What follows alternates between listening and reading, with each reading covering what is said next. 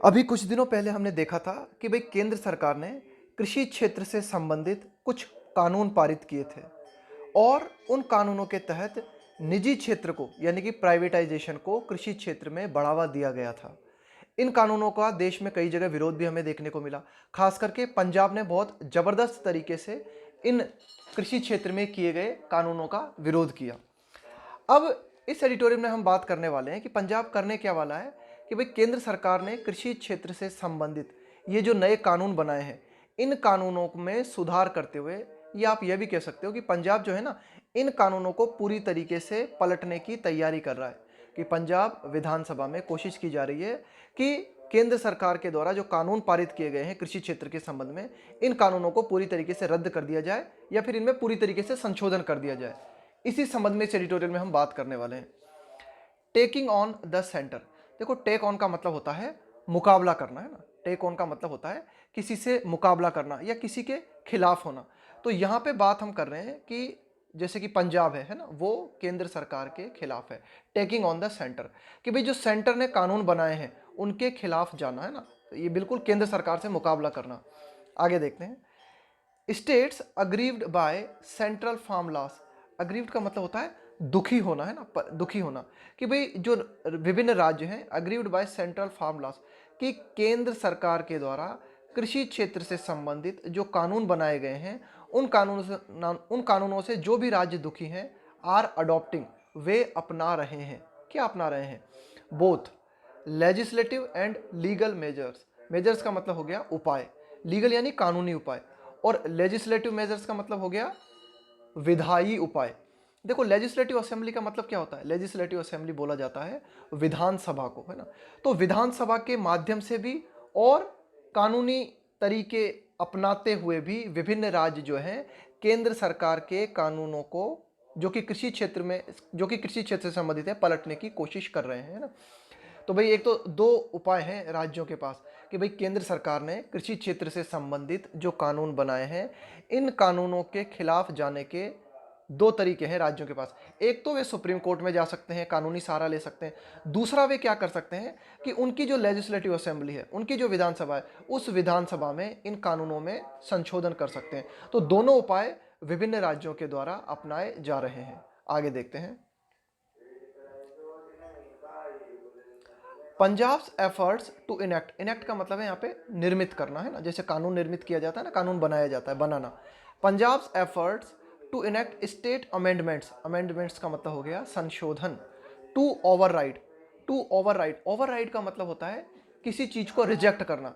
तो पंजाब जो है प्रयास कर रहा है, किस चीज के प्रयास कर रहा है कि पंजाब जो है निर्मित कर रहा है कुछ ऐसे कानून, है ना, राज्य के पंजाब राज्य के द्वारा कुछ ऐसे संशोधन किए जा रहे हैं, कुछ ऐसे संशोधन करते हुए कानून बनाए जा रहे हैं जो कि खारिज कर देंगे। ओवरराइड का मतलब होता है रिजेक्ट कर देना, है ना, कैंसिल कर देना, खारिज कर देना।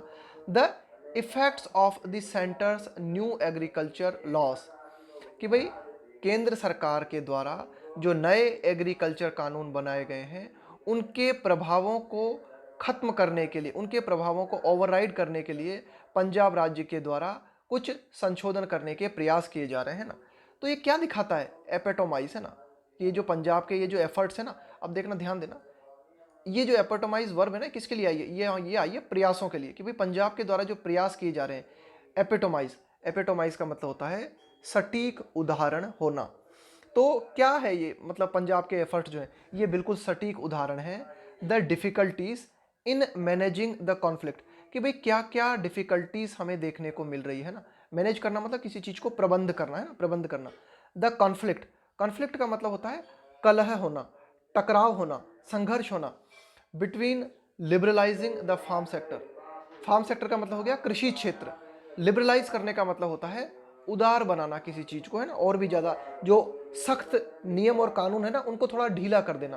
तो एडिटोरियल कहना चाह रहा है कि भाई देखो कितनी परेशानी हमें देखने को मिल रही है, कि एक और किन किन चीजों में परेशानी देखने को मिल रही है। Liberalising the farm sector and protecting का मतलब है बचाना the small and marginal farmer. Small farmers का मतलब हो गया छोटे किसान, और मार्जिनल का मतलब भी यही होता है। मार्जिनल फार्मर्स का मतलब है जो बिल्कुल हाशिए पे खड़े हैं ना, जिनकी स्थिति बहुत ही डाउन है, उनको कहा गया है marginal farmers. From the agonies of the transition. Agonies का मतलब होता है कष्ट, है ना, विपत्ति, है ना, उसको कहा गया है विपत्तियां। एगोनीज का मतलब है कष्ट। ऑफ द ट्रांजिशन, ट्रांजिशन का मतलब है बदलाव। कि भाई केंद्र सरकार ने कृषि क्षेत्र से संबंधित जो कानून बनाए हैं, यानी कि केंद्र सरकार जो है ना एक ट्रांजिशन करने जा रही है, एक बदलाव करने जा रही है एग्रीकल्चर के क्षेत्र में, और लिबरलाइजेशन को बढ़ावा देना चाह रही है।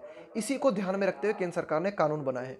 लेकिन पंजाब ने अभी हाल ही में केंद्र सरकार के कानूनों को संशोधित करने के जो प्रयास किए हैं, वे प्रयास इस बात का बिल्कुल सटीक उदाहरण है। वे प्रयास हमें ये दिखाते हैं कि कितनी डिफिकल्टी हमें महसूस हो रही है ना किस चीज़ को मैनेज करने में, कि ये जो परेशानी हमें देखने को मिल रही है ना, ये जो संघर्ष हमें देखने को मिल रहा है, किन दो चीज़ों के बीच हमें संघर्ष देखने को मिल रहा है। हमें संघर्ष देखने को मिल रहा है liberalising the farm sector and protecting the small farmers, है ना।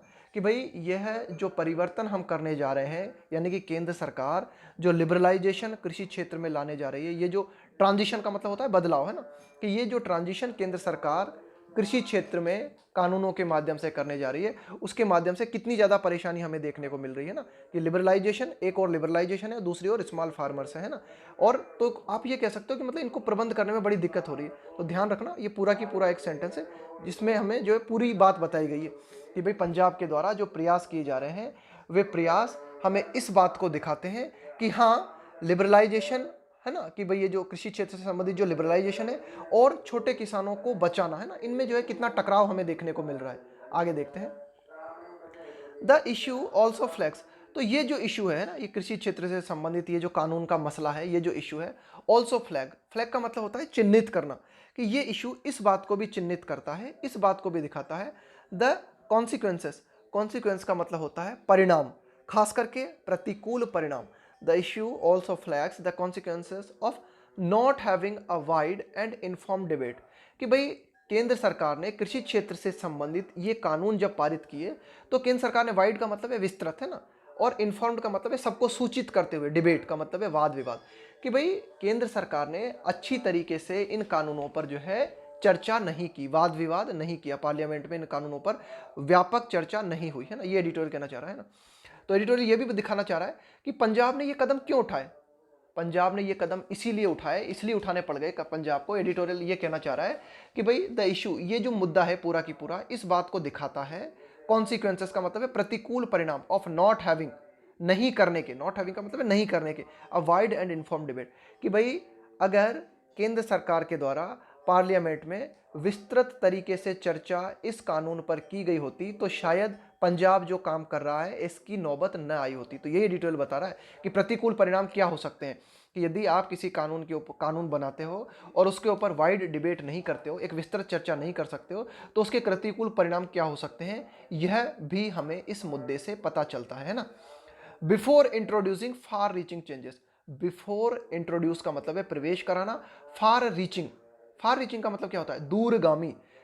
Before introducing far reaching changes, कि भाई आप किसी कानून के माध्यम से ऐसे बदलाव लाना चाहते हो जो कि बहुत ही दूरगामी है ना, आप किसी ऐसे कानून को इंट्रोड्यूस करना चाहते हो जिसके परिणाम जो हैं वे बहुत ही दूरगामी हैं, तो उसके ऊपर विस्तृत चर्चा होनी चाहिए। अगर उसके ऊपर विस्तृत चर्चा नहीं की जाती है तो उसके प्रतिकूल परिणाम क्या हो सकते हैं, ये हमें पंजाब से पता चलता है ना।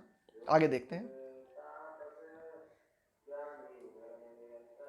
Punjab has been the hub of the opposition, hub of the opposition to the centre's legislative, legislative यानी कानूनी, लेजिस्लेटिव एक्सरसाइज, टू एक्सरसाइज का मतलब यहाँ पे गतिविधि, है ना, जो प्रयास केंद्र सरकार करती है, exercise to change the basics of trade and commerce in agriculture. एक तो डिफरेंस ये समझ लेना कि ट्रेड एंड कॉमर्स में डिफरेंस क्या है। देखो ट्रेड का मतलब है व्यापार, है ना, कॉमर्स का मतलब भी व्यापारी होता है ना, वाणिज्य आप कह सकते हो कॉमर्स। देखो ट्रेड का मतलब होता है वस्तुओं का लेन देन, है ना, कि एक ने खरीदी दूसरे ने, एक ने बेची दूसरे ने खरीदी, है ना, तो बस ये हो गया ट्रेड, है ना, लेन देन, है ना, खरीदारी, है ना। लेकिन कॉमर्स में आती है पूरी, यानी कि कॉमर्स जो है एक बड़ी टर्म है, कॉमर्स में वस्तुओं का निर्माण, वस्तुओं की डिलीवरी, वस्तुओं का लेन देन, तो सारी की सारी ये जो प्रोसेस होती है ना, ये प्रोसेस पूरी की पूरी कॉमर्स कहलाती है ना, इसको पूरा की पूरा ये जो व्यापार कहलाता है।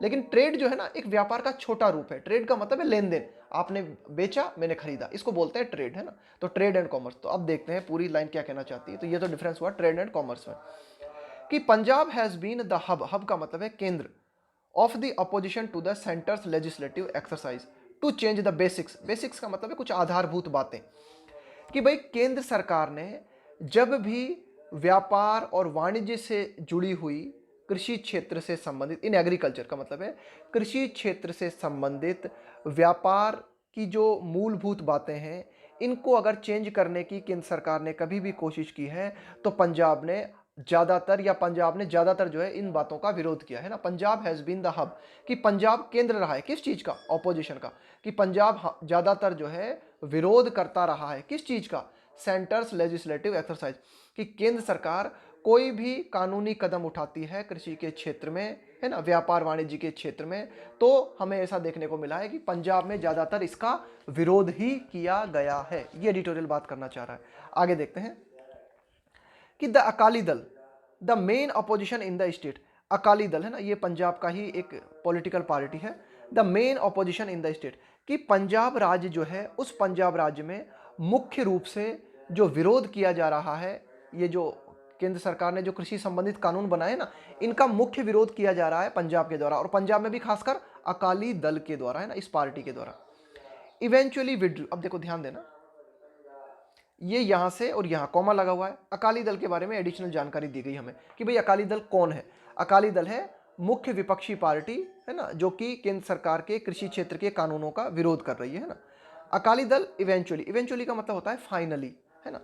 विड्रू मतलब वापस ले लेना, it's cabinet minister, and later, later का मतलब है बाद में, है ना। वॉकड आउट का मतलब है एक तरीके से छोड़ देना, है ना, एक तरीके से आप किसी मीटिंग में, उस मीटिंग से बाहर आ जाना, आप किसी दल के साथ जुड़े हुए हो, उस दल को छोड़ देना, उसे बोलेंगे वॉकड आउट। तो अकाली दल ने क्या किया, फाइनली जो है वापस ले लिया। किसे वापस ले लिया, इट्स कैबिनेट मिनिस्टर, कि भाई अकाली दल ने बीजेपी पार्टी को सपोर्ट किया हुआ था केंद्र सरकार में, और अकाली दल का एक व्यक्ति, है ना, एक कैबिनेट मिनिस्टर भी था, है ना, कैबिनेट मिनिस्टर भी थी, है ना, एक महिला थी, है कैबिनेट मिनिस्टर भी थी, है ना। तो उस कैबिनेट मिनिस्टर को क्या किया, अकाली दल ने जो है वापस ले लिया, withdrew it's cabinet minister, and letter, और बाद में क्या किया, walked out of the NDA government. ये एनडीए गवर्नमेंट जो है ना, बीजेपी पार्टी की जो गठबंधन सरकार है, उसे हम बोलते हैं एनडीए गवर्नमेंट। तो एनडीए गवर्नमेंट में अकाली दल भी शामिल था, लेकिन बाद में, पहले तो अकाली दल ने अपने कैबिनेट मिनिस्टर का जो है एक तरीके से इस्तीफा दे दिया, और कैबिनेट मिनिस्टर का इस्तीफा देने के बाद में अकाली दल ने जो है एनडीए गवर्नमेंट को छोड़ दिया, है ना। एनडीए गवर्नमेंट से वो जो है बाहर आ गए, है ना। NDA government at the centre, NDA government जो कि केंद्र सरकार में है, जो कि सेंटर में है। आगे देखते हैं, पंजाब आर्ग्यूज दैट, भाई पंजाब जो है ना, इस बात, ये आर्ग्यूमेंट देता है, पंजाब ये तर्क प्रस्तुत करता है दैट द सेंट्रल एक्ट्स, कि भाई केंद्र सरकार ने कृषि क्षेत्र से संबंधित जो कानून बनाए हैं, वुड कॉज, वे कारण बनेंगे, वुड कॉज, वे कारण बनेंगे किस चीज का, ग्रेव डेट्रीमेंट, डेट्रीमेंट का मतलब होता है नुकसान, है ना, हानि, और प्रेजुडाइज का मतलब यही होता है, प्रेजुडाइज का मतलब ही गलत तरीके से प्रभावित करना, कि भाई ग्रेव का मतलब है गंभीर, कि भाई केंद्र सरकार के कृषि क्षेत्र से संबंधित जो कानून हैं, वे गंभीर रूप से हानि पहुंचाएंगे या फिर गंभीर रूप से नुकसान पहुंचाने का कारण बनेंगे, है ना। ये एडिटोरियल कहना चाह रहा है कि भाई केंद्र सरकार के जो कानून है ना, वे गंभीर नुकसान पहुंचाएंगे और एक तरीके से आप कह सकते हो हानि का कारण बनेंगे।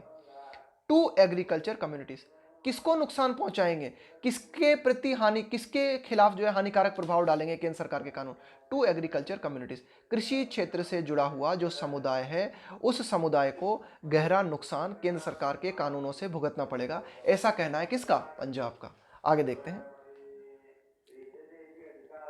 अब देखो पंजाब ने ये जो संशोधन किए हैं कि भाई केंद्र सरकार के कृषि क्षेत्र से संबंधित कानूनों में जो संशोधन पंजाब ने किए हैं ना, तो जो नए बिल पंजाब ने पारित किए हैं, उस बिल में इस बात का हवाला दिया गया है, साइट, साइट का मतलब है उल्लेख करना, उद्धृत करना, है ना, इस बात का हवाला देना। The bills site and agriculture census, census का मतलब होता है गणना, है ना, यहाँ एग्रीकल्चर सेंसस का मतलब है कृषि क्षेत्र से संबंधित गणना of 2015-16।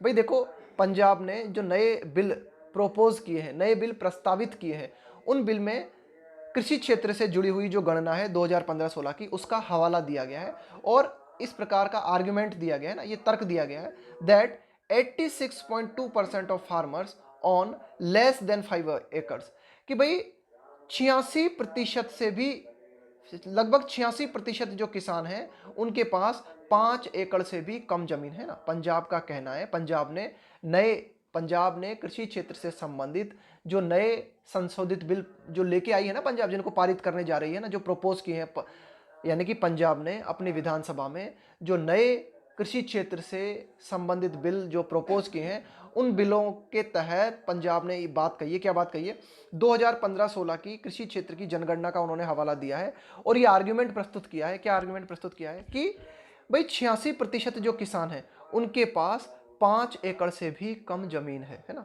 A majority of them less than 2 acres, है ना, a majority of them less than 2 acres. और भाई 86% किसान है जिनके पास 5 एकड़ से भी कम जमीन है, और इनमें से भी ज्यादातर वे किसान हैं जिनके पास 2 एकड़ से भी कम जमीन है, एंड दैट विथ लिमिटेड और no access to multiple markets they would be handicapped. और ये जो किसान है ना, इनके पास बहुत ही सीमित बाजार है, एंड दैट विथ लिमिटेड, या आप ये कह सकते हो कोई एक्सेस का मतलब होता है पहुंच होना, एक्सेस के साथ में टू प्रीपोजिशन भी हम लगाते हैं ना, एक्सेस टू का मतलब है पहुंच होना। और ये जो किसान है, पंजाब का कहना है कि 86% किसानों के पास में 5 एकड़ से भी कम जमीन है, और इनमें से भी ज्यादातर लोगों के पास 2 एकड़ से भी कम जमीन है। और ये जो किसान है ना, इनकी इनकी ज्यादा मार्केट तक इनकी ज्यादा पहुंच ही नहीं है, या तो सीमित पहुंच है या इनकी पहुंच ही नहीं है, no access to multiple markets, कि भाई विविध बाजारों के प्रति, है ना, इनके पास जो है मतलब सीमित पहुंच है, इनकी ज्यादा पहुंच नहीं है इनकी। दे वुड बी हैंडीकेप्ड, कि ये किसान जो है केंद्र सरकार के कानूनों से बिल्कुल अपंग हो जाएंगे, है ना, हैंडीकैप्ड का मतलब है बिल्कुल पंगु हो जाना। While negotiating fair price, while का मतलब है जबकि, नेगोशिएट करने का मतलब होता है एक तरीके से तोलमोल करना, है ना, लेन देन करना। नेगोशिएट का मतलब होता है किसी बात पे चर्चा करते हुए निष्कर्ष तक पहुंचना। यहाँ नेगोशिएट का मतलब है कि भाई जैसे आप खरीदारी करते हो तो जो बार्गेनिंग होती है ना, जो लेन देन होता है, जो तोलमोल की जाती है, उसे कहा गया नेगोशिएटिंग। फेयर प्राइस का मतलब है उचित कीमत, fair price contracts with private players. तो एडिटोरियल कहना चाह रहा है, देखो इसमें क्या किया गया है, केंद्र सरकार ने जो कानून बनाए हैं उसमें निजीकरण को बढ़ावा दिया गया है ना। प्राइवेट अगर लोग जो है किसानों से डायरेक्ट फसल को खरीदना चाहते हैं तो वे खरीद सकते हैं ना, इस बात का प्रावधान जो है नए कानूनों में किया गया है। लेकिन एडिटोरियल बताता है ना कि भाई पंजाब का कहना है कि भाई ज़्यादातर किसान जो है उनके पास बहुत कम ज़मीन है, उनकी ज़्यादा बाजारों तक पहुंच नहीं है। अगर ऐसे हालातों में केंद्र सरकार के कानूनों को लागू किया जाता है तो इसके माध्यम से क्या होगा कि जो किसान है ना, उनकी हालत बहुत ही ज़्यादा खराब हो जाएगी, वे बिल्कुल पंगु हो जाएंगे। क्यों? क्योंकि वे अपनी फसल की उचित कीमत का सौदा नहीं कर पाएंगे। किन लोगों के साथ? प्राइवेट प्लेयर्स के साथ, है ना। क्यों? क्योंकि ज़्यादा बाजार तक इन छोटे किसानों की पहुंच नहीं है। आगे देखते हैं, making efforts to buy farm produce. अब देखो पंजाब ने ये जो नए बिल बनाए हैं ना, इन नए बिलों में क्या प्रावधान किया गया है पंजाब के द्वारा, इन नए बिल्स में क्या प्रावधान किया गया है? Making efforts to buy. अब ये देखना थोड़ा सा, ये यहाँ से यहाँ तक जो वाक्य लिखा हुआ है ना, थोड़ा सा रोचक अंदाज में लिखा हुआ है ये वाक्य, है ना, थोड़ा सा काफ़ी ज़्यादा कॉम्प्लिकेटेड करने की कोशिश की गई, इसे समझने की कोशिश करें। Making efforts to buy farm produce, making efforts इसका मतलब हुआ प्रयास करना, मेकिंग एफर्ट्स प्रयास करना, टू बाय खरीदने का प्रयास करना, फार्म प्रोड्यूस, फार्म प्रोड्यूस का मतलब हो गया कृषि क्षेत्र से संबंधित उपज, है ना, कृषि उपज। फार्म प्रोड्यूस का मतलब हो गया कृषि उपज, कि कृषि उपज को खरीदने का प्रयास करना एट लेस देन एमएसपी, है ना। एमएसपी क्या होती है कि ना, मिनिमम सेलिंग प्राइस, जिसे कि सरकार के द्वारा निर्धारित किया जाता है ना, कि भाई इस दाम से कम कीमत पे किसानों की फसल को नहीं खरीदा जा सकता, है ना, कि भाई इतनी प्राइस तो आपको चुकानी ही पड़ेगी, है ना, किसी किसी किसान के लिए ना, मिनिमम सेलिंग प्राइस। तो making efforts to buy farm produce at less than MSP, कि भाई लेस देन एमएसपी से भी कम प्राइस पे किसान की उपज को खरीदने का प्रयास करना, या फिर हरेसिंग फार्मर्स, किसान को परेशान करना, हरेस का मतलब है परेशान करना, हरेस है ना, हरेसमेंट, या फार्मर को प्रयास करना इन अ बिड, बिड का मतलब होता है अटेम्प्ट, है ना, बिड का मतलब होता है प्रयास करना, और हरेसिंग फार्मर्स इन अ बिड कि मतलब एक प्रयास के चलते, है ना, किसान को परेशान करना। टू परसुएट, परसुएट का मतलब होता है राजी करना, कि किसान को ऐसा प्रयास करना जिसके माध्यम से आप किसान को परेशान करते हुए उसे राजी करने की कोशिश करते हो, है ना, किसानों को राजी करने की कोशिश करते हो। Them to enter into such contracts, है ना, कि बेचारे किसान जो है, एंटर का मतलब है प्रवेश करना, कि किसान जो है पीड़ित होके, मजबूर होके प्राइवेट लोगों के साथ में कॉन्ट्रैक्ट करें, है ना, अगर ऐसा प्रयास किया जाता है। Have been sought to be made punishable. तो पंजाब, देखो ध्यान से समझते जाना, तो पंजाब ने जो बिल बनाए हैं उन बिलों में हैव बीन, सॉट, सॉट का मतलब है चाहना, सीक की सेकंड फॉर्म और थर्ड फॉर्म होती है सॉट। सॉट का मतलब है चाहना। तो पंजाब ने जो बिल बनाए हैं उनमें ऐसा चाहा गया है, हैव बीन सॉट। पंजाब ने ऐसा चाहा है क्या, कि अगर किसानों के साथ में, अगर किसानों को फुसलाया जाता है ना, किसानों को जो है मजबूर किया जाता है कि वे प्राइवेट प्लेयर्स के साथ में, प्राइवेट लोगों के साथ में अपनी फसल का सौदा करें, है ना, इसको दंडनीय बनाया गया है। टू बी मेड पनिशेबल, यानी कि दंडनीय। ऑफेंसेस का मतलब है अपराध, है ना। तो अगर ऐसे काम किए जाते हैं, कैसे काम किए जाते हैं, कि अगर ऐसे प्रयास किए जाते हैं कि किसान की उपज को एमएसपी से कम प्राइस में खरीदने की कोशिश की जाती है, या फिर इन अ बिड, एक ऐसा प्रयास किया जाता है जिसमें किसानों को परेशान किया जाता है, किसानों को राजी किया जाता है जबरदस्ती कि वे प्राइवेट लोगों के साथ में जो है अपनी फसल का सौदा करें, तो ऐसे कामों के लिए इन बिलों में चाहा गया है कि भाई इन बिलों को, इन मई ऐसे कृत्यों को, है ना, कोई लोग, जो भी लोग ऐसे काम करते हैं, इनको दंडनीय अपराध बनाया जाए, है ना। और दंडनीय अपराध with a jail term, term का मतलब है अवधि, ऑफ एटलीस्ट, एटलीस्ट यानी कम से कम 3 इयर्स, है ना, कि ऐसे अपराधों को, ऐसे काम अगर कोई करता है कि भाई किसानों की उपज को एमएसपी से कम मूल्य पे खरीदता है, या फिर किसानों ऐसा प्रयास करता है जिसके तहत किसानों को प्रताड़ित किया जाता है कि किसान बेचारे मजबूर हो जाएं, है ना, किसानों को राजी किया जाता है जबरदस्ती कि वे प्राइवेट लोगों को अपनी उपज बेचें, है ना। तो अगर ऐसे प्रयास किए जाते हैं तो इन प्रयासों के संबंध में पंजाब के नए कानूनों का कहना है कि ऐसे काम दंडनीय अपराध के अंतर्गत आएंगे, है ना। इनको दंडनीय अपराध चाहा गया है ना, भाई पंजाब ने कोशिश की है कि इनको दंडनीय अपराध बनाया जाए और ऐसे अपराधों के लिए कम से कम 3 साल की सजा रखी जाए with a jail term of at least 3 years. तो देखो थोड़ा सा मतलब बहुत बड़ी बात कहनी थी इस एडिटोरियल को, एक लाइन में इसने कहने की कोशिश की है ना। तो धीरे धीरे एक एक शब्द को समझते हुए, कोमा टू कोमा, जब आगे बढ़ेंगे ना तो अपने आप क्लियर होगी बात। आगे देखते हैं। द बिल्स ऑल्सो सीक, अब देखो ये जो पंजाब के ये जो बिल्स हैं, इनमें इस बात को भी चाहा गया है टू ओवरटर्न। ओवरटर्न का मतलब होता है पलट देना। The centre's move to remove the fee on trade and transactions that take place. Take place का मतलब होता है घटित होना, outside market functioning under APMC, है ना। तो देखो इसके अंतर्गत क्या बात की गई है ना, इस बात को भी हम बहुत अच्छी तरीके से समझते हैं कि क्या एडिटोरियल बात करना चाह रहा है ना। सबसे पहले हम देखते हैं कि ये जो एपीएमसी कहा गया ना, इस एपीएमसी का मतलब होता है एग्रीकल्चर प्रोड्यूस मार्केट कमेटी, है ना। एपीएमसी का मतलब है एग्रीकल्चर प्रोड्यूस मार्केट कमेटी, है ना। ये विभिन्न राज्यों में होती है ये कमेटी, और किसानों के हितों की रक्षा करती है ना। अब देखो क्या कहा गया है कि अभी वर्तमान में क्या प्रावधान है। अभी वर्तमान में जो है ये प्रावधान है कि अगर आप अपने राज्य के बाहर, कि कोई भी किसान है वो अपने राज्य के बाहर जाके किसी दूसरे राज्य में अपनी फसल को बेचता है, तो उस पर टैक्स लगाया जाता है, उस पर फी लगाई जाती है। वर्तमान में अभी हाल ही में केंद्र सरकार ने जो नए कृषि कानून, जो नए नए कृषि कानून केंद्र सरकार लेके आई है, उनके चलते इस फी को हटा दिया गया है कि भाई अगर कोई किसान अपने राज्य के बाहर दूसरे राज्य में जाके अपनी फसल को बेचना चाहता है तो वो बेच सकता है, उस पर किसी तरह की फी या किसी तरह का टैक्स नहीं लगेगा, है ना। ये केंद्र सरकार ने नियम बनाया है। तो इस नियम को भी पंजाब ने अपने प्रस्तावित नियमों में उलट दिया है कि पंजाब जो नए कानूनों का निर्माण करने जा रहा है ना, उन नए कानूनों में इस प्रावधान को भी पंजाब ने उलट दिया है ना। इस प्रावधान को भी समाप्त करने की कोशिश पंजाब ने की है। तो यही लिखा है द बिल्स आल्सो सीक, कि जो पंजाब के जो बिल्स हैं उनमें इस बात को भी चाहा गया है कि पलट दिया जाए। किस बात को पलट दिया जाए? सेंटर्स मूव, केंद्र सरकार का कदम, टू रिमूव, कि भाई केंद्र सरकार ने जो है, रिमूव का मतलब है हटाना, the fee on trade and transaction, है ना। ट्रांजेक्शन का मतलब वही लेन देन, है ना। ट्रेड यानी वही व्यापार, कि भाई जो व्यापार या लेन देन जो कि घटित होता है, that take place outside market functioning, कि आउटसाइड मार्केट फंक्शनिंग, कि भाई जहां बाजार फंक्शन कर रहा है ना, मार्केट्स फंक्शनिंग, मतलब फंक्शन का मतलब है जहां काम चल रहा है, कि बाजार, जहां आपके राज्य में जहां पे मार्केट फंक्शन कर रहा है, जहां बाजार काम कर रहा है, उसके बाहर अगर कोई लेन देन घटित होता है तो उस पर जो फी लगाई जाती है वो केंद्र सरकार ने तो हटा दी, लेकिन पंजाब जो है इसे नहीं हटाना चाहता, है ना। आगे देखते हैं।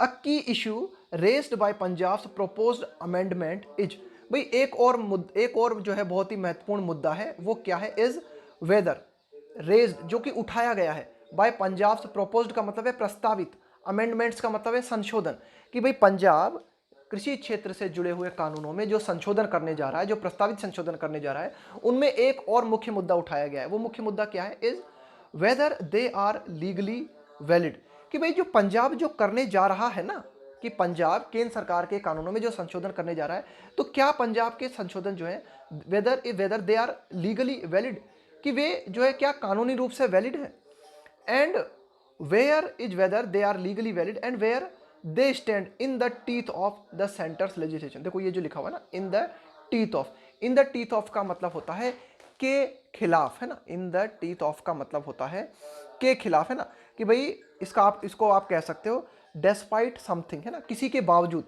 कि केंद्र लेजिस्लेशन का मतलब है कानून, कि भाई केंद्र सरकार ने किसी क्षेत्र से संबंधित कानून बना दिया है, तो केंद्र सरकार के कृषि क्षेत्र के कानून होने के बावजूद अब पंजाब जो कानून बनाने जा रहा है, तो क्या ये कानूनी रूप से वैलिड है, ये एक बड़ा मुद्दा है ना। Whether they are legally valid, कि भाई पंजाब जो करने जा रहा है ना, जो कानूनों में संशोधन करने जा रहा है, तो क्या ये कानूनी रूप से वैलिड है, कानूनी रूप से जायज है, एंड वेयर दे स्टैंड, कि पंजाब जो करने जा रहा है ना, तो पंजाब कहाँ खड़ा होता है, कि पंजाब के कानून का कहाँ स्टैंड करते हैं, मतलब पंजाब के कानून इन the teeth of centres legislation, कि भाई केंद्र सरकार के कानून के खिलाफ पंजाब के कानून कहाँ स्टैंड करते हैं, है ना, कि भाई पंजाब के कानून जो हैं वे क्या लीगली मान्य होंगे या नहीं होंगे। ये एक बड़ा मुद्दा है ना, कि भाई केंद्र सरकार ने कानून बना दिए, अब जो है पंजाब उनको पूरी तरीके से पलटने की कोशिश कर रहा है, तो क्या ये कानूनी रूप से ठीक है। अब देखते हैं, हम आगे समझने की कोशिश करते हैं, थोड़े से कानूनी दावपेच भी आ गए हैं अब, है ना।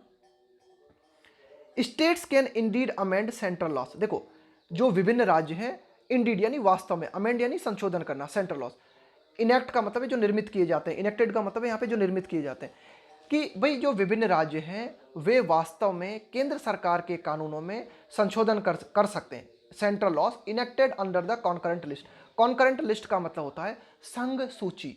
संघ सूची का मतलब होता है कि भाई हमारे संविधान में संघ सूची है, एक ऐसी सूची है, उसमें क्या है भाई बनाए में ना कई टॉपिक बताए गए हैं उसमें, और इन टॉपिक्स पे केंद्र सरकार और राज्य सरकार दोनों कानून बना सकती है, इसे कहा जाता है कॉन्करेंट लिस्ट। ध्यान रखना, है ना भाई। एक होती है स्टेट लिस्ट, है ना, जिस पर सिर्फ राज्य सरकार कानून बना सकती है। एक होती है आप उसे कह सकते हो सेंटर लिस्ट, है ना, कि भाई जिस पर सिर्फ केंद्र सरकार कानून बना सकती है। और एक और होती है कॉन्करेंट लिस्ट। कॉन्करेंट लिस्ट का मतलब होता है जिस पर केंद्र सरकार और राज्य सरकार दोनों सरकारें कानून बना सकती है। तो एडिटोरियल कहना चाह रहा है कि वे विषय जो कि कॉन्करेंट लिस्ट में आते हैं ना, वे विषय जो कि कॉन्करेंट लिस्ट में आते हैं, उन कानूनों में निश्चित रूप से राज्य सरकारें संशोधन कर सकती हैं, है ना।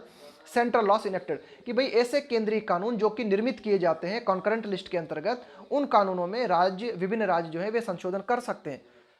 कंडीशन क्या है, सब्जेक्ट टू का मतलब है अधीन होना, है ना। सब्जेक्ट टू का मतलब है कि कंडीशन ये है साहब, है ना। सब्जेक्ट टू का मतलब अधीन होना, है ना, कि कंडीशन ये है subject to the condition that provisions repugnant, है ना, कि भाई प्रोविजंस का मतलब है प्रावधान, कि विभिन्न राज्य सरकारें केंद्र सरकार के कानूनों में संशोधन तो कर सकती है जो कॉन्करेंट लिस्ट के अंतर्गत आते हैं, लेकिन कंडीशन ये है सब्जेक्ट टू, है ना, अधीन होना, to the condition that provisions, कि भाई विभिन्न राज्य सरकारें जो संशोधन करेंगी, दैट प्रोविजंस, है ना, प्रोविजंस का मतलब है प्रावधान, repugnant to the parliamentary act. Repugnant, है ना, यहाँ पे इस रिपग्नेंट का मतलब है एक तरीके से प्रतिकूल होना, है ना। रिपग्नेंट का यहाँ पे मतलब है कि भाई अगर विभिन्न राज्य सरकारें संशोधन करना चाहती है ना, तो है ना, रिपग्नेंट का मतलब प्रतिकूल होना, कॉन्ट्राडिक्टरी होना, है ना, कि कॉन्करेंट लिस्ट पे केंद्र सरकार ने कानून बनाया, कॉन्करेंट लिस्ट पे केंद्र सरकार ने कानून बनाया, अब उस कानून में राज्य सरकार संशोधन करना चाहती है, तो राज्य सरकार संशोधन कर सकती है,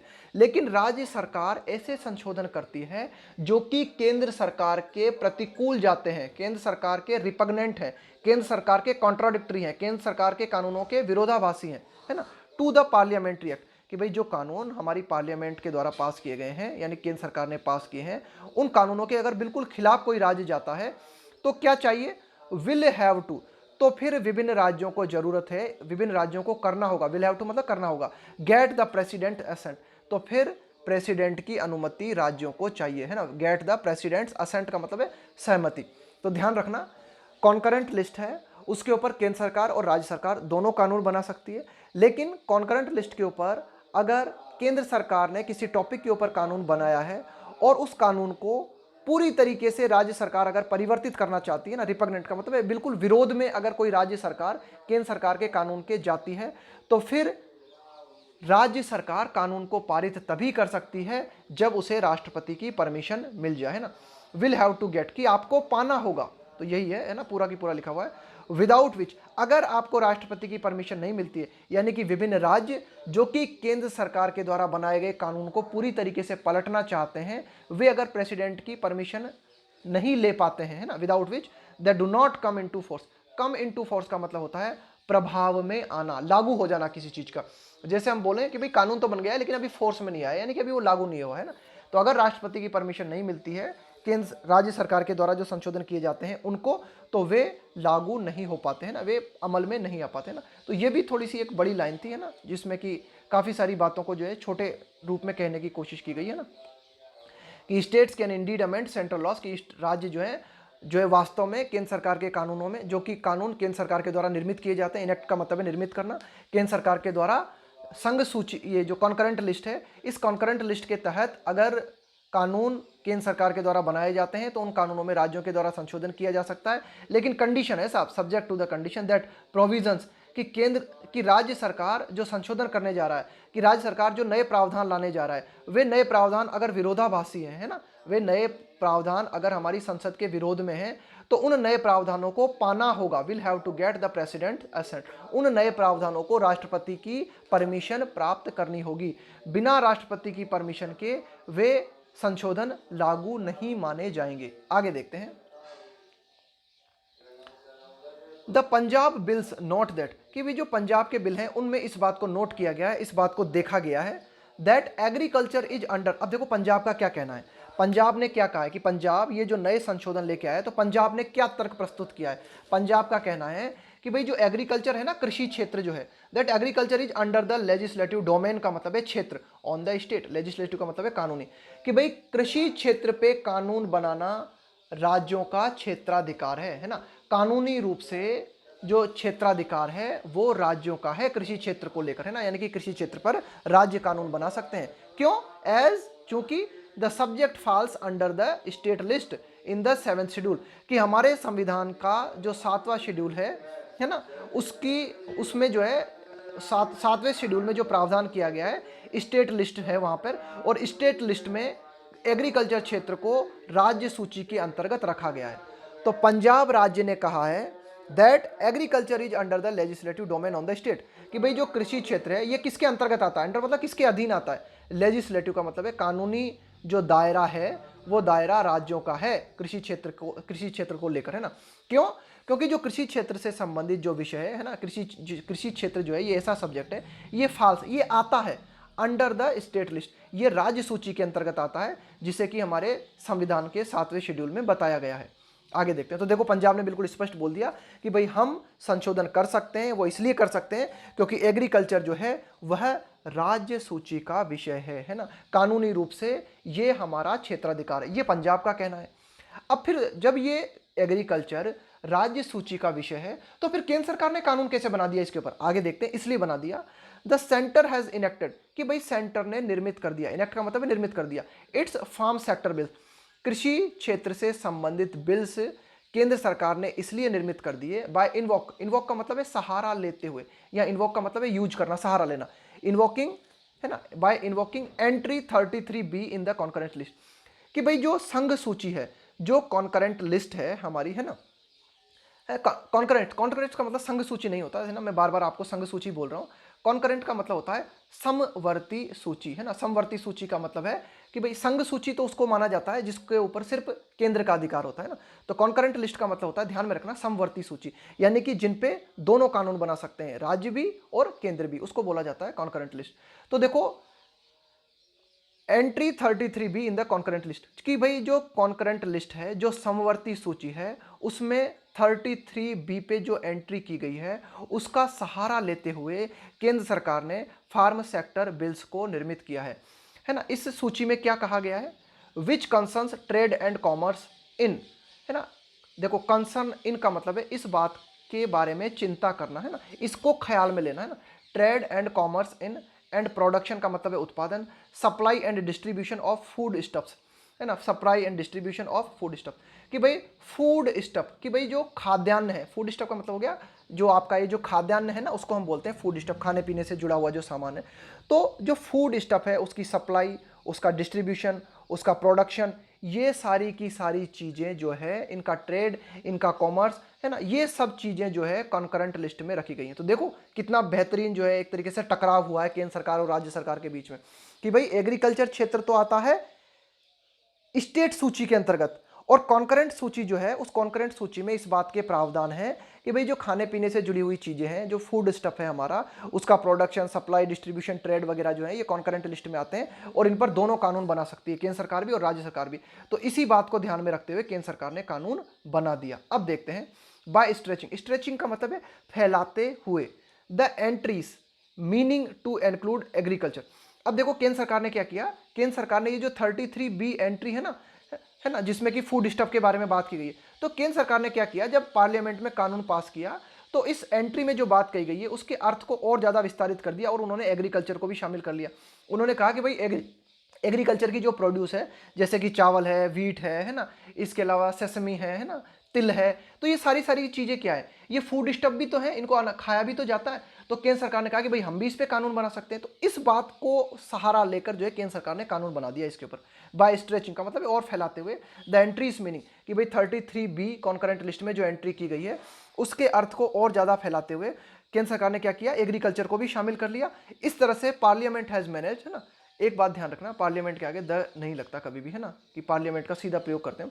पार्लियामेंट हैज मैनेज कि भाई पार्लियामेंट ने जो है इस बात को मैनेज कर लिया टू पास लॉस, कि पार्लियामेंट जो है कानून को पारित कर दे in the domain of the state, है ना, in the domain of the states, कि भाई एग्रीकल्चर वैसे तो किसके क्षेत्र में आता है, डोमेन का मतलब है क्षेत्र, कि भाई एग्रीकल्चर वैसे तो राज्यों के क्षेत्र में आता है, लेकिन फिर भी केंद्र सरकार ने इस तिकड़म का सहारा लेके, किस तिकड़म का सहारा लेके, केंद्र सरकार ने कॉन्करेंट लिस्ट का हवाला दिया, कॉन्करेंट लिस्ट का 33B पे जो बातें लिखी हुई है उन बातों का उल्लेख किया। वहां पे क्या लिखा हुआ है, वहां पे लिखा हुआ है कि भाई जो खाने पीने से संबंधित सामान है ये कॉन्करेंट लिस्ट के अंतर्गत आते हैं और उन पर केंद्र सरकार भी कानून बनाती है। इसी बात का सहारा लेकर केंद्र सरकार ने इन पर कानून बना दिया। आगे देखते हैं, है ना, इन दीज सर्कमस्टांसेस, अब ऐसी परिस्थितियों में, in these circumstances states aggrieved, aggrieved का मतलब है दुखी होना, by the farm sector loss, कि भाई ऐसे हालातों में ऐसे राज्य जो कि दुखी हैं, किन से, by the farm sector loss, कि भाई केंद्र सरकार ने कृषि क्षेत्र से संबंधित ये जो कानून बना दिए हैं, इन कानूनों से अगर विभिन्न राज्य दुखी हैं या नाराज हैं तो उनके पास क्या ऑप्शन है, विल आइदर, या तो will either have to go, उन्हें जाना होगा, either have to go the Punjab way, कि या तो वे पंजाब का तरीका अपनाएं, to adopt bills that would require presidential bill, कि भाई जैसे पंजाब चेंज करने जा रहा है ना, कि जैसे पंजाब केंद्र सरकार के कानून में संशोधन करने जा रहा है, इसी तरह से विभिन्न राज्य जो कि फार्म सेक्टर लॉस से खुश नहीं है वे या तो पंजाब का तरीका अपनाए, है ना, पंजाब ने जिस तरह से बिल को अपनाया है उसी तरह से वे भी जो है बिल को अपनाए, लेकिन उसके लिए क्या जरूरत होगी, दैट वुड रिक्वायर, रिक्वायर का मतलब जरूरत, इसके लिए जरूरत होगी कि प्रेसिडेंट की परमिशन आपको मिले। As Rajasthan has decided to do, जैसा कि राजस्थान ने डिसाइड किया, यानी कि राजस्थान भी पंजाब की तरह ही करने जा रहा है, कि जिस तरह से पंजाब ने अपनी विधानसभा के माध्यम से केंद्र सरकार के कृषि क्षेत्र से जुड़े हुए कानूनों में संशोधन किया है जिनको कि राष्ट्रपति की परमिशन चाहिए होगी, इसी तरह का कदम जो है राजस्थान भी उठाने जा रहा है। Rajasthan has also decided to do so, है ना, राजस्थान ने भी ऐसा करने का फैसला लिया है। तो एक तो तरीका यह है आपके पास, है ना, कि आप जो है संशोधन करो केंद्र सरकार के इन कानून, केंद्र सरकार के कृषि क्षेत्र से जुड़े हुए कानूनों में, लेकिन अगर आप संशोधन करते हो, है ना, अगर विभिन्न राज्य संशोधन करते हैं तो उसके लिए आपको प्रेसिडेंट की परमिशन लेनी होगी। दूसरा तरीका है आपके पास challenge the validity of the central laws, कि आप जो है चुनौती दो, है ना, द वैलिडिटी का मतलब है वैधता ऑफ द सेंट्रल लॉस, कि भाई ये जो केंद्र सरकार के कानून है ना किसी क्षेत्र से जुड़े हुए, इन कानूनों को आप सुप्रीम कोर्ट में चुनौती दे सकते हो। आप कह सकते हो, विभिन्न राज्य जो है सुप्रीम कोर्ट में इस बात को कह सकते हैं कि भाई एग्रीकल्चर जो है वह राज्य सरकार का विषय है, तो इसके ऊपर केंद्र सरकार ने कानून कैसे बना दिया, और सुप्रीम कोर्ट को डिसाइड करने दो आप, कि सुप्रीम कोर्ट देखें कि हाँ भाई केंद्र सरकार ने ये जो कदम उठाया है, यानी कि केंद्र सरकार ने किसी क्षेत्र से संबंधित ये जो कानूनों में संशोधन किया है वो वैलिड है या नहीं है, ये सुप्रीम कोर्ट डिसाइड कर सकती है। तो दो तरीके हैं। As Chhattisgarh is said to be considering, as जैसा कि कहा जा रहा है, छत्तीसगढ़ के बारे में ऐसा कहा जा रहा है कि छत्तीसगढ़ इस ऑप्शन के ऊपर विचार कर रहा है। कंसिडरिंग का मतलब है कि आप जिस पर विचार कर रहे हो, कि भाई छत्तीसगढ़ जो है इस जो है विकल्प पे विचार कर रहा है कि छत्तीसगढ़ जो है एक तरीके से सुप्रीम कोर्ट में जाना चाहता है केंद्र सरकार के कृषि क्षेत्र से संबंधित कानूनों के खिलाफ। तो ये दो ऑप्शन विभिन्न राज्यों के पास हैं। एडिटोरियल कहता है कि वाट एवर द आउटकम, नतीजा चाहे जो कुछ भी निकले कि भाई छत्तीसगढ़ सुप्रीम कोर्ट में जाएगा, सुप्रीम कोर्ट क्या फैसला सुनाता है ना, परिणाम चाहे जो कुछ भी हो, है ना, आउटकम का मतलब है नतीजा, वॉट एवर द आउटकम, की नतीजा चाहे जो कुछ भी निकले, clear from the ground swell of opposition. लेकिन केंद्र सरकार के कृषि क्षेत्र से जुड़े हुए जो कानून हैं उनका जो विरोध, जबरदस्त तरीके से जो विरोध किया जा रहा है ना, उसके प्रति देखो, ग्राउंड स्वेल का मतलब क्या होता है? ग्राउंड स्वेल का मतलब होता है किसी कोई एक पर्टिकुलर विचार होता है ना। ग्राउंड स्वेल का मतलब आप अच्छी तरह से समझो कि ज्यादातर लोगों में किसी विचार के प्रति बहुत ही ज्यादा भावना निर्मित होना, ठीक है, ज्यादातर लोगों में किसी पर्टिकुलर विचार के प्रति तीव्र भावना निर्मित होना। तो एडिटोरियल कहना चाह रहा है कि भाई केंद्र सरकार ने जो कानून बनाए हैं ना, उन कानूनों के खिलाफ विरोध की भावना बड़ी तीव्र नजर आ रही है हमें चारों तरफ। ये एडिटोरियल कहना चाह रहा है, ये बात बिल्कुल क्लियर है हमें कि भाई नतीजा चाहे जो कुछ भी निकले, सुप्रीम कोर्ट चाहे जो कुछ भी फैसला दे, लेकिन फिलहाल की अगर हम बात करें, है ना, तो केंद्र सरकार के कानूनों के खिलाफ बढ़ता हुआ जो विद्रोह है ना, उस विद्रोह को देखते हुए अक्रॉस द कंट्री, पूरे भारतवर्ष में, उससे ये बात बिल्कुल स्पष्ट है इज दैट अ कैवलियर। देखो क्या मतलब होता है कैवलियर का? कैवलियर का मतलब होता है, कैवलियर अप्रोच कौन सी अप्रोच होती है? अप्रोच का मतलब है आपका दृष्टिकोण कैसा है ना, आपका रवैया कैसा है, आपका आचरण कैसा है। कैवलियर अप्रोच ऐसी अप्रोच होती है जिसमें दूसरों की फीलिंग्स को कंसीडर नहीं किया जाता, जिसमें दूसरे लोगों की भावनाओं का ध्यान नहीं रखा जाता, उसे कहा जाता है Cavalier approach. Centralised approach, centralised approach का मतलब होता है केंद्रीकृत अप्रोच, है ना, कि जिसमें केंद्र सरकार अपनी मनमानी करती है। केंद्र सरकार जो है राज्यों का बिल्कुल भी ध्यान नहीं रखती, केंद्र सरकार जो है पावर को अपने हाथ में मान के चलती है और अपने हिसाब से पूरा फैसला करती है, उसको कहा जाता है सेंट्रलाइज्ड अप्रोच। तो एडिटोरियल यही कहना चाह रहा है कि भाई इस मुद्दे का नतीजा चाहे जो कुछ भी निकले, लेकिन केंद्र सरकार ने ये जो कानून बनाए हैं, इन कानूनों के प्रति जो पूरे देश भर में विरोध हमें देखने को मिल रहा है, उससे ये बात स्पष्ट है कि अगर आप कैवलियर और सेंट्रलाइज्ड अप्रोच अपनाते हो, है ना, और ऐसे मुद्दों के प्रति, टू इश्यूज दैट अफेक्ट, जो कि लाखों लोगों को प्रभावित करते हैं, तो ये सही नहीं है ना।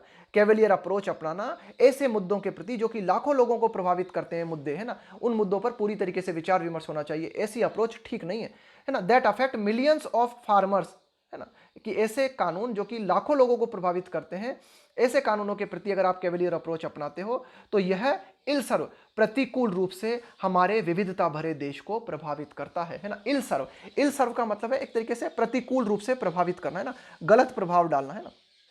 देखो गुड सर्व का मतलब क्या हो जाता? गुड सर्व का मतलब हो जाता कि भाई एक तरीके से फायदा पहुंचाना, है ना, अच्छी तरीके से आपके काम आना। लेकिन इल सर्व का मतलब है यहाँ पे चोट पहुंचाना, नुकसान पहुंचाना, है ना, हानि पहुंचाना।